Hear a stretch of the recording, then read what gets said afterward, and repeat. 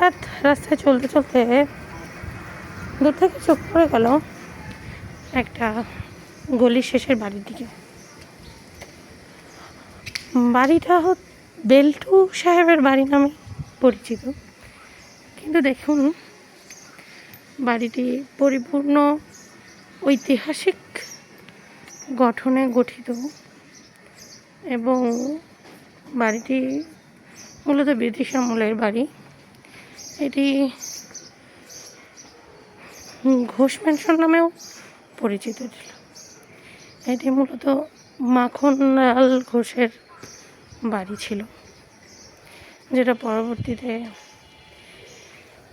বেল্টু সাহেব ব্যবহার করেন।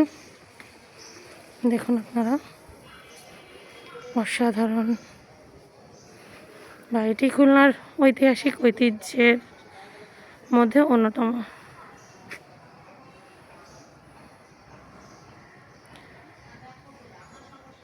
মূলত গগনবাবু রোড ব্রিটিশ আমল থেকেই বিভিন্ন ঐতিহ্যবাহী বড় বড় মানুষের বাড়ি হিসেবেই পরিচিত ছিল।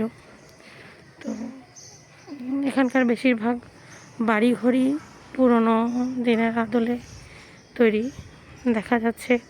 এটা একটা ঐতিহ্যবাহী এলাকা সেই ব্রিটিশদের আমল থেকেই।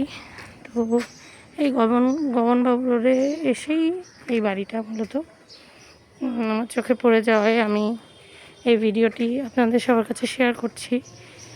বাড়ির প্রতিটি পরতে, প্রতিটি অবস্থানে দেখা যাচ্ছে ঐতিহাসিক ঐতিহ্যের ছাপ। এটা খুলনার ঐতিহাসিক ধরোহরের মধ্যে অন্যতম একটি বাড়ি। এটি মাখন ঘোষের বাড়ি ছিল। তো দেখুন, এখনও সেই ইতিহাসের গন্ধ এই বাড়ির গা থেকে যায়নি। এখানে মানুষ বসবাস করে নিজস্ব আবাসস্থল হিসেবে এবং খুবই সুন্দর এর মনোরম পরিবেশ তারা এখনও ধরে রেখেছেন। এখনও দেখুন ওপাশে একটা গোলাঘর দেখা যাচ্ছে, এটা মূল বিল্ডিং। সুন্দর পরিপূর্ণ বাড়ির পরিবেশটাই অসাধারণ। বেল্টু সাহেবের বাড়ির গলি থেকে আসে ডান দিকে যেতেই গগনবাবু রোডের ঠিক মাথায় এই বাড়িটি। এটি একটি পুরনো আমলের বাড়ি এবং এর গাঠনিক আদল দেখে বোঝা যাচ্ছে এটি পুরনো দিনের তৈরি বাড়ি।